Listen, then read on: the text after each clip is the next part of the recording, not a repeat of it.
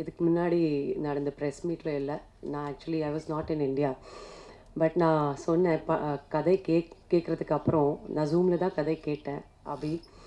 And நான் அப்போவே சொன்னேன் that it is a super hit, கண்டிப்பாக இந்த படம் பண்ணி தான் ஆகணும்னு. கண்டிப்பாக நான் ப்ரொடியூசர்கிட்ட போய் மீட் பண்ணிவிட்டு ஐ think I met MRP Mahesh. And thank you so much இந்த ஆப்பர்ச்சுனிட்டி எனக்கு கொடுக்குறதுக்கு. அண்டு நான் வந்து ரொம்ப ப்ரௌடாக ஃபீல் பண்ணுறேன் that I am part of a debutant film of Abhi. God bless you அபி.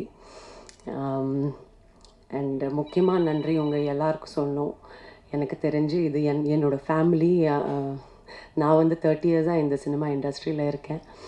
நாங்கள் எல்லோரும் we all started a career together. நீங்கள் இல்லைன்னா இந்த மாதிரி சக்ஸஸ் பாசிபிளாக இல்லை. Thank you so much. And Sasikumar sir, very very humble, ரொம்ப kind person, superb director and excellent actor, very helpful person. Dialogue இப்படி பேசணும், தமிழ் இப்படி வரணும், அதில் ஸ்ரீலங்கன் தமிழ் வேறு. ஸோ அபிக்கு மட்டும் இல்லை, எனக்கு கூட சொல்லி கொடுத்தாங்க. ஸோ லேர்ன் பண்ணுறதுக்கு நிறைய இருக்குது சார்கிட்ட இருந்து. I wish him all the best sir. Thank you so much. Shaan, you are the soul of the Tourist Family, நம்ம family. And thank you so much, $1 million. Thank you so much, Think Music Santosh.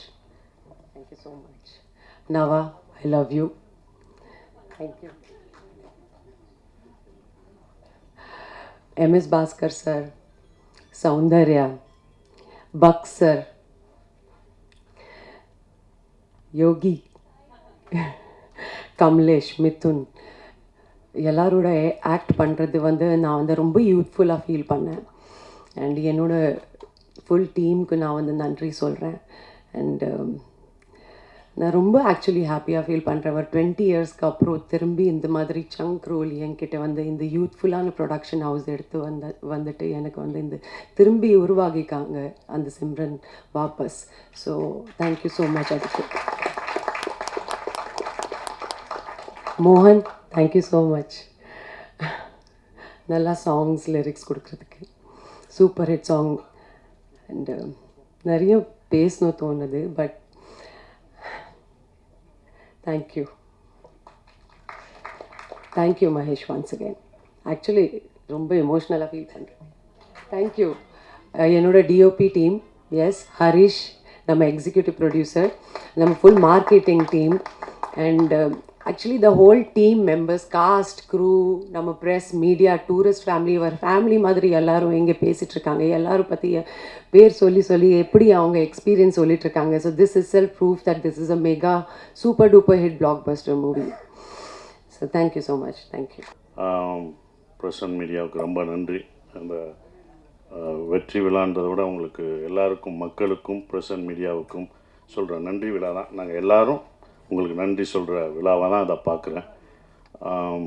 ரொம்ப சந்தோஷம். இந்த படம் பார்த்துட்டு வந்து நீங்கள் எல்லோரும் சொன்னீங்க, என்னோடய பத்திரிக்கை நண்பர்கள்லாம் சொன்னாங்க, உங்கள் சம்பளத்தை ஏற்றிடுவீங்களா அப்படின்லாம் கேட்டாங்க. ஃபஸ்ட்டு கண்டிப்பாக முதல் கண்டிஷன் சம்பளம் ஏறாது, அதே சம்பளம் தான், அதை உறுதி அளிக்கிறேன்.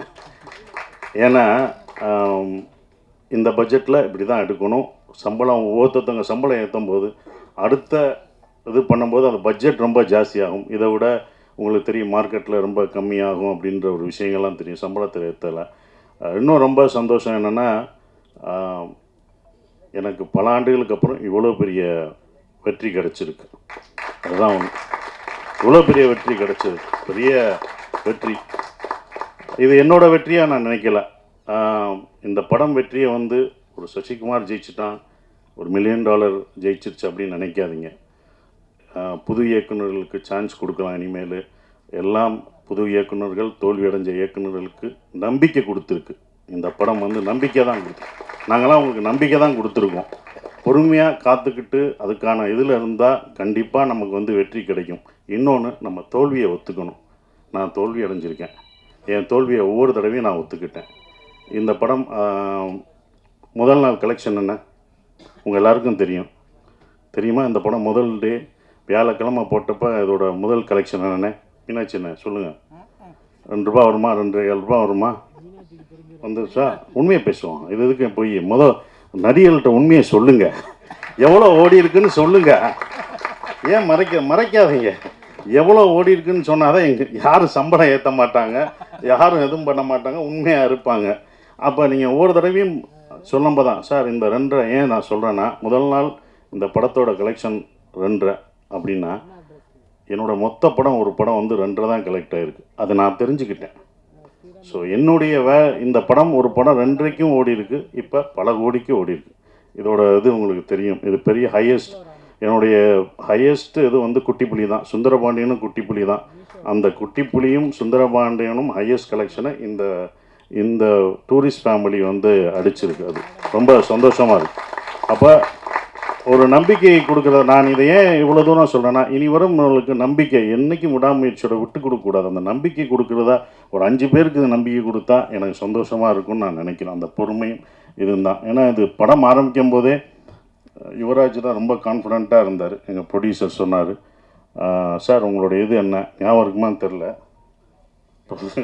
இது எவ்வளோ போகும்ட்டு. சார் உங்கள் இதை கண்டிப்பாக இந்த படம் மேலே என்னோட நம்பிக்கை வச்சது இந்த ப்ரொடியூசர்ஸ் 2 பேரும் தான். அவங்க தான் இது மேலே ரொம்ப நம்பிக்கை வச்சாங்க. சார் இது நல்லா வரும் சார். எனக்கு சுந்தரபாண்டியன் உங்களை எப்படி எல்லாருக்கும் பிடிச்சதோ, சின்ன பசங்கள்லேருந்து வயசானவங்க வரைக்கும் உங்களுக்கு எப்படி பிடிச்சதோ, இந்த படத்தில் வர தர்மதாஸ் கேரக்டர் எல்லாருக்கும் பிடிக்கும் சார்னு தேட்டரில் போய் பார்க்கும்போது அதை உணர்ந்தோம். ஒவ்வொரு தேட்டரும் படும்போது மக்கள் வந்து ரொம்ப நாளைக்கு அப்புறம் குடும்பமாக ஒரு தேட்டரில் வந்து படம் பார்க்குறேன். எல்லாம் ஓடிடியில் இருக்காங்க, வீட்டில் இருக்காங்கன்னு நினச்சிட்டு இருந்தோம். நல்ல படம் கொடுத்தா அவங்க வர்றாங்கன்றது இப்போ தெரிஞ்சுக்கிட்டேன். நான் தெரிஞ்சுக்கிட்டேன், இது எனக்கு தான். அப்போ எல்லோரும் தெரிஞ்சுக்கணுங்க. அப்போ ஃபேமிலியாக வர்றாங்க, ஏன்னா இவ்வளோ வர்றாங்க அப்படின்னும் போது அவங்க நல்ல படம் இந்த மாதிரி குடும்பத்தோடு ஒரு படம் பார்க்கலான்ற நம்பிக்கை கொடுத்துருக்கு. ஒரே மாதிரி படம் பண்ண வேணாம், டிஃப்ரெண்ட்டாக படம் பண்ணலாம், ஜானர் ஆஃப் படம் பண்ணலாம் அப்படின்ற ஒரு நம்பிக்கையை வந்து இந்த படம் கொடுத்துருக்கதா நான் நினைக்கிறேன். இப்போ வரைக்கும் ஃபேமிலி தேட்டருக்கு வந்துக்கிட்டே இருக்காங்க. பெரிய குடும்பம் என்றைக்குமே அப்போ இருந்து இப்போ இருந்து ஒரு விஷயம் இருக்குது. ஏன்னா நாங்களும் தேட்டர் வச்சுருக்கோம். அந்த தேட்டர் கவுண்டர் பின்னாடி நான் உட்காந்துருக்கும்போது லேடிஸ் கவுண்டர்லாம் கூட்டம் வரும், பயங்கரமாக இருக்கும், கூட்டங்களாக நிற்கும். நாங்கள் சின்ன வயசில் உட்காந்து பார்க்கும்போது பார்ப்போம். அப்போ டிக்கெட்டில் உள்ளவங்களாம் சொல்லுவாங்க, எந்த படம் பெண்களுக்கு பிடிச்சி தாய்மார்களுக்கு பிடிக்கிற படங்கள்லாம் சூப்பர் ஹிட் ஆகும் அப்படின்னு அப்போ இருந்து சொல்கிறாங்க. அது இப்போ வரைக்கும் அது நடந்துக்கிட்டு தான் இருக்குது. அதனால தாய்மார்களின் பேராதவருடன் அப்படின்னு ஒன்று போஸ்ட் அடிப்பாங்க. ஸோ அவங்களுக்கு பிடிச்சிச்சுன்னு வச்சுக்கோங்களேன், ஃபேமிலியாக வருவாங்க. 5 பேர் வர மாட்டாங்க, ஒரு குடும்பமே வரும். ஒரு குடும்பத்துக்கு பிடிச்சிச்சுன்னா வரும், ஒரு பசங்களுக்கு படம் பிடிச்சிச்சுன்னா அவ்வளோ பேர் வரும். ஸோ அப்படி இந்த படத்தை இவ்வளோ அழகாக ரீச் பண்ணி கொண்டு போன இந்த கம்பெனிக்கு நான் என்னுடைய வாழ்த்துக்களை தெரிவிச்சுக்கிறேன். அப்புறம் அபி எங்களுடைய டைரக்டர், நான் இவ்வளோ நல்லா நடிச்சிருக்கேன் அப்படின்னு சொன்னது அப்படி காரணம், முக்கியமான காரணம் நல்லா நடிச்சிருக்கேன்னா என்னோடய பாடி லாங்குவேஜ் எல்லாம் மாறி இருக்குன்னா அது அபி தான், டைரக்டருக்கு தான் போயிடுச்சு. ஒவ்வொரு விஷயம் பார்த்து தான் சொல்லுவேன், இது எப்படி பண்ணுவேன் அப்படின்றது. அந்த கையை வச்சுன்னு சொல்லுவேன். நமக்கு பொண்ணு இருக்கோ அது அவரோடது தான், இன்னொரு தடவை பொண்ணு அதை நல்லா பண்ணிடுறேன், இன்னொரு தடவை நமக்கு பொண்ணு இருக்கோ அப்படின்னு இப்போ எல்லோரும் அதை சொல்லும்போது அது அபியோட ஸ்டைலில் தான் நான் பிடிச்சேன். ஸோ அபி தேங்க்யூ, இப்படி ஒரு நல்ல படத்தை எனக்கு கொடுத்ததுக்கு நான் நன்றி சொல்லணும். நீங்கள் எனக்கு நன்றி சொல்லிட்டீங்க, நான் உனக்கு நன்றி சொல்லணும். ஏன்னா ஒரு ஸ்கிரிப்ட் எழுதுறதுக்கு வயசு முக்கியம் இல்லை, அதை நிரூபிச்சுட்ட நீ எல்லாருக்கும் ஒரு ரோல் மாடலாக இருக்க. இனி உன்னுடைய அடுத்த படம் தான் ரொம்ப கஷ்டமானதாக இருக்கும். ஏன்னா முதல் படம் சுப்பிரமணியம் முடிச்சு 2வது படம் என்ன பண்ணணும்னு நமக்கு தெரியாது. அந்த அனுபவத்தை சொன்னேன் கேர்ஃபுல்லாக. அதையும் முதல் படமாக என்னென்ன முதல் படத்தில் என்ன எதிர்பார்த்தவங்களோ அதை கொடுத்துரு. நம்ம புதுசாக போகணுன்னு அது பண்ண முடியாது. ஸோ உன்னுடைய அடுத்த படம் உனக்கு வந்து இதை விட ஒரு பெரிய நடிகர் உனக்கு வரலாம், இன்னும் பெரிய நடிகர்கள் உனக்கு வருவாங்க, பெரிய ப்ரொடக்ஷன் வரும், பெரிய காசு வரும். ஆனால் கரெக்டான படத்தை மட்டும் எடுத்துரு, அதுதான் ஒன்று. கரெக்டான படத்தை மட்டும் எடுத்துரு. ஏன்னா இன்னும் எல்லா கண்களும் உன் மேலே தான் வாட்ச் பண்ணுவாங்க. அடுத்து உனக்கு ரொம்ப இதுக்கு பொறுமையாக நல்ல ஸ்கிரிப்ட் பண்ணி ஜெயிச்சிரு. உன் அடுத்த வெற்றிக்காக நாங்கள் இன்னும் மாவலோடு காத்துக்கிட்டு இருக்கோம். அது நீங்கள் ஜெயிக்கணும் அப்படின்ற ஒரு விஷயம். சிம்ரன் மேடம் ரொம்ப சந்தோஷம். உங்கள் படங்கள்லாம் அவ்வளோ ரசித்து பார்த்தோம். சிம்ரன் வல்லையான்னு நாங்கள் அடுத்த நான் வெற்றி விழாவில் கூப்பிட்டு வரேன்னு சொன்னேன். அதே படம் வெற்றியும் அடைஞ்சது, உங்களை கூப்பிட்டு வந்துட்டேன். ரொம்ப சந்தோஷம். நீங்களாக தான் வந்துட்டீங்க, கூப்பிட்டு வந்துட்டேன்னோம்னா கூப்பிட்டு வர போகிறாங்க. நீங்களாக வந்துட்டீங்க, அது எங்களுக்கு சந்தோஷம்.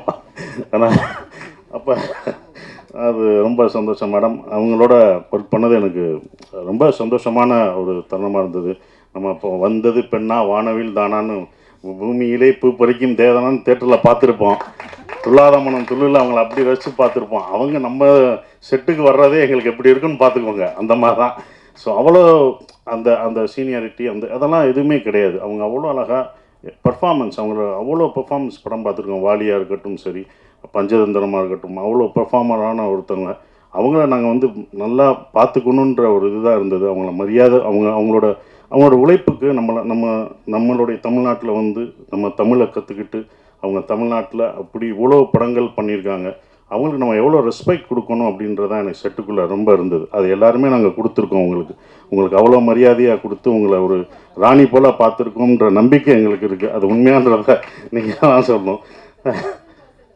Thank you madam. அதுதான் அப்படி. ஆனால் அவங்கள அவ்வளோ பார்த்துக்கிட்டோம் நாங்கள் எல்லாருமே, யூனிட் எல்லாமே பார்த்துக்கிட்டது எல்லாமே. Thank you madam. உங்களோட ஒர்க் பண்ணதுக்கு எனக்கு ரொம்ப சந்தோஷம். சூப்பர் ஸ்டார் கமலேஷ், நான் போய் சொன்னேன், லிட்டில் சூப்பர் ஸ்டார் அவர். ரொம்ப சின்ன பையன், லிட்டில் சூப்பர் ஸ்டார் மாதிரி அழகாக சின்ன பையனாக இருந்தாலும் அவன், நான் போய் சொன்னேன், அவன் வந்து காமெடியில் இந்த படத்தில் ஃபுல் காமெடி அவன் தான் பண்ணுவான் அப்படின்னு சொன்னேன். ஸோ அந்த என்டர்டெயின்மெண்ட் எங்கே போனாலும் கமலேஷை கேட்டுட்ருக்காங்க. இந்த மாதிரி படம் உனக்கு இன்னொன்று கிடைக்குமான்னு தெரில, சூப்பராக பண்ணிட்டீங்க. அப்புறம் யோகலட்சுமி, சௌந்தர்யா, இவங்கெல்லாம் நடித்தது ரொம்ப சந்தோஷம். ஸ்ரீஜாமாவில் அவங்க பொண்ணு வந்திருக்காங்க, அவங்களுக்கும் என்னுடைய வாழ்த்துக்களை தெரிவிச்சுக்கிறேன். பாஸ்கர் சார், குமரவேல் சார், எல்லாருமே பக்ஸ் எல்லாம் பிரமாதமாக நடிச்சிருக்காங்க. எல்லா கேரக்டரும் இருந்தது. எல்லாம் என்கிட்ட கேட்கும்போது வந்து ஒரே ஒரு கேள்வி தான் கேட்டாங்க, எப்படி சார் நீங்கள் ஹீரோ நடிக்கிறீங்க, இத்தனை பேர் இவ்வளோ கேரக்டர் நடிக்க விட்றீங்க, இவ்வளோ பேர் நல்லா நடிச்சிருக்காங்க, இவ்வளோ பேருக்கு ஸ்பேஸ் தர்றீங்க அப்படின்னாங்க. முதல் காரணம் நான் டைரக்டராக இருந்தேன், அதனால் அது டைரக்டர் பாயிண்ட் ஆஃப் வியூவில் பார்த்தேன். நான் ஒரு நடிகராக இருந்தால் கொடுத்துருப்பேனான்னு தெரில. ரெண்டாவது பாயிண்ட்டு, இந்த கதையில் வந்து தர்மதாஸ் அம்மாவாக இருந்தான். அந்த அம்மா தான் எல்லாருக்கும் சோறு ஊட்டி விடுற மாதிரி, இந்தா நீ சாப்பிடுன்னு எல்லாருக்கும் கொடுத்துட்டு கடைசி நான் சாப்பிட்டுக்கிட்டேன்.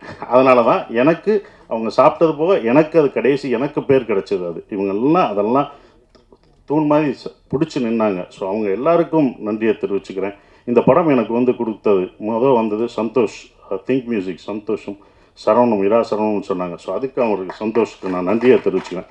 ஒவ்வொரு விஷயத்துக்கும் அவங்க வருவாங்க. எங்களோட சுப்பிரமணியபுரத்துலேருந்து ட்ராவல் பண்ணுறாரு. ஸோ இப்படி ஒரு படத்தை கொடுத்தது தேங்க்யூ சந்தோஷ். அப்புறம் எடிட்டர் எல்லாருக்கும் என்னோடய காஸ்டியூம் நல்லா பண்ணமா, அந்த தர்மதாஸ் காஸ்டியூம் நல்லா இருந்துச்சு. என்னடா கட்டம் போட்டது, என்னடா கிரே கலராக கொடுக்குறாங்க நாங்கள். அப்போ அதுக்கு ஒரு காரணம் சொன்னாப்புல, சார் கிரே நீங்கள் வேலை கிடைக்கிற வரைக்கும் கிரே போடுவீங்க, அதுக்கப்புறம் வேலை கிடைச்சோன்னே வேறு மாறுவீங்கன்னு சொன்னீங்க. அந்த போஸ்டரே அந்த காஸ்டியூமே உங்களுக்கு ரொம்ப, அதான் அந்த டிசைன்ஸ் ரொம்ப பிடிச்சது. நான் ஆரம்பத்திலே சொன்னேன், இந்த படம் வந்து உலகத் தமிழர்கள் மட்டும் இல்லை, உலக லெவலில் இந்த படம் பெரிய வெற்றி அடையும்னு நான் சொன்னேன். கண்டிப்பாக உலகத்தில் எல்லா பேரும் அவ்வளோ ரசித்து பார்க்குறாங்க. அந்த ஈழத்தமிழ் பேசின விஷயத்த அண்ணா அப்படின்னு அவ்வளோ இது பண்ணுறாங்க. நீங்கள் எப்போனா எங்கள் ஊருக்கு வருவீங்க எல்லாம்னு கேட்டுட்ருக்காங்க. அபி, இது யாருக்கும் கிடைக்காத ஒன்று கிடச்சிருக்கு. இனி உங்களை அப்படி கொண்டாடுவாங்க வெளிநாடு போனால். நம்ம ஊரில் நம்ம மக்கள் எப்போதும் கொண்டாடுவாங்க, ஆனால் வெளிநாட்டில் அவங்க இன்னும் உன்னையும் எல்லாரும் இந்த டீமில் இந்த படத்தில் நடித்தவங்க எல்லாத்தையும் அவ்வளோ ரசித்து கொண்டாடுவாங்கன்ற நம்பிக்கை எனக்கு இருக்குது. ஏன்னா வெளிநாடுகளில் இந்த படம் அவ்வளோ வெற்றி அடைஞ்சிருக்கு, ஹையஸ்ட்டாக போயிட்டுருக்குன்றாங்க, பல தேட்டர்களில் போயிட்டுருக்குன்றாங்க. ஸோ அது ரொம்ப சந்தோஷத்தை கொடுக்குது. மறக்க முடியாத ஒரு விஷயமா இருக்குது. எல்லாருக்கும் நன்றி சொல்லிட்டேன். ஷான், நாங்கள் 2 பேரும் நிறைய தடவை ட்ராவல் பண்ணியிருக்கோம்.